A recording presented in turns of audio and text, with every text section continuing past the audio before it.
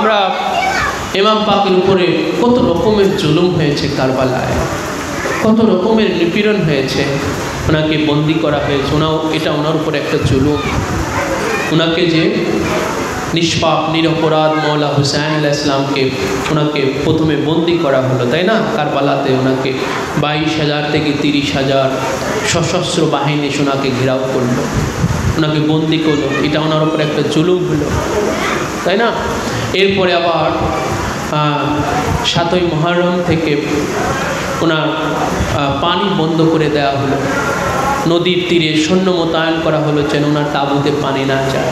তো এটা ওনার উপর একটা জুলুম হলো, যে ওনাকে খাবার সরবরাহ করতে দেওয়া হচ্ছে না, পানি আনতে দেওয়া হচ্ছে না। এটা ইমাম পাকের উপর একটা বড় জুলুম করা হলো। এই যেগুলো জুলুমের এক একটা ধাপ কারবালা ইমাম পাকের উপরে, তাই না? এক একটা ধাপ, এক একটা পর্যায় ইমাম পাকের উপরে জুলুমের এক একটা পর্যায়। তো আমরা এগুলো শুনি, আমরা আফসোস করি, আমরা ব্যথিত হই, আমরা দুঃখিত। আহারে মৌলা হুসাইনকে কারবালায় ইমামে আলী মাকাম মৌলা হুসাইন, যিনি রসুল্লাহর এত প্রিয়, রসুল্লাহর জানের জান, রসুল্লাহর দেহের অংশ, আর তাকে কিনা কারবালাতে বন্দি করা হলো। আবার শুধু বন্দি না, বন্দীদেরকে তো দোষী সাব্যস্ত বন্দীদেরকেও যদি কারাগারে বন্দি রাখায়, তারপরে তাকে খাবার দেওয়া হয়, তাকে পানি দেওয়া হয়। কারাগারের মধ্যে কোনো অপরাধীকে, যে অপরাধ করেছে, তাকেও কারাগারে বন্দি রাখলে তাকেও খাবার দেওয়া হয়, পানি দেওয়া হয়। অথচ নিষ্পাপ নিরপরাধ যাদের কোনো দোষ নাই, তাদেরকে বন্দি করে খাবার দেওয়া হচ্ছে না, পানি দেওয়া হচ্ছে না।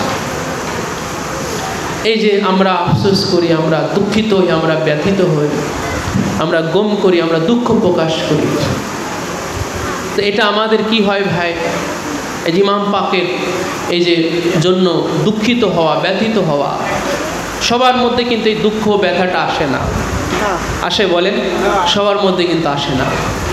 শুনে কিন্তু সবাই ইমাম হুসাইন আলাইহিস সালাম শহীদ হয়েছেন, অনেকে শুনে ব্যথিত হয়, দুঃখিত হয়, আবার অনেকের মধ্যে কোনো প্রতিক্রিয়া হয় না, কোনো প্রতিক্রিয়া হয় না। তো কেন হয় আর কেন হয় না, এটা কিন্তু এর একটা বিচার বিশ্লেষণ আছে, যে প্রতিক্রিয়া কেন হয় এবং কেন হয় না। প্রতিক্রিয়াটা আসলে হয় যার মধ্যে মূলত রসুলুল্লাহর ভিতরে ঠিক যেইভাবে ইমাম হুসাইনের মোহাব্বত ছিল, তার কোনো উম্মতের মধ্যে রসুলুল্লাহর ন্যায় কোনো উম্মতের মধ্যে ওই রকম মোহাব্বত কোনো উম্মতের মধ্যে যখন থাকে, তখন তার মধ্যে ঠিকই প্রতিক্রিয়া হয়, তার মধ্যে দুঃখ হয়, তার মধ্যে আফসোস হয়। যেমন রসুলুল্লাহ আফসোস করেছেন, রসুলুল্লাহ ব্যথিত হয়েছেন, রসুলুল্লাহ কষ্ট পেয়েছেন, হুজুর কান্না করেছেন, আফসোস করে বলেছেন যে হায় আমার এই উম্মত আমার এই বেটাকে কতল করে দিবে, এভাবে রসুলুল্লাহ আফসোস করেছেন। আবার অনেকেই এটা ব্যথিত হয় না, অনেকে এটা কষ্ট পায় না, দুঃখ পায় না, কেন? আসলে তাদের মধ্যে মোহাব্বত নাই। এই দুঃখিত হওয়া এবং না হওয়া, এটা মোহাব্বত থাকা এবং না থাকার উপরে আসলে নির্ভর করে।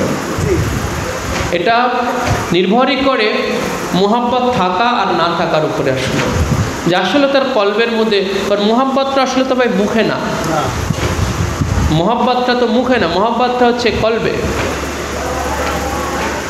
ঈমান এবং মোহাব্বতের একটাই জায়গা, সেটা হচ্ছে কলব।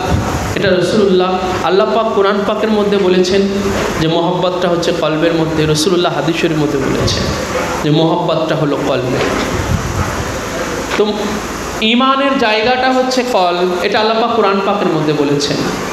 আবার রসুলুল্লাহ বলেছেন যে মোহাব্বতের জায়গাটা হলো আল মোহাব্বত হা হোনা। রসুল্লাহ এইভাবে হাত দিয়ে ইশারা করে দেখিয়েছেন যে মোহাব্বতটা হলো এই জায়গাতে, মানে এই যে এখানে যে আমাদের বুকের বাম পাশে যে কলব আছে, সেই কলবের মধ্যে হচ্ছে মোহাব্বত। রসুলুল্লাহ বলেছেন এটা। তো এই মোহাব্বতটাকে আমরা মুখে অনেক সময় স্বীকার করি, কিন্তু মুখে স্বীকার আমরা করি, কিন্তু সেটা প্রকৃতপক্ষে যদি কলবের ভিতরে থাকে তো সেটা আলামত বহির্প্রকাশ হবে, সেটা নিদর্শন বহির্প্রকাশ হবে, তাই না?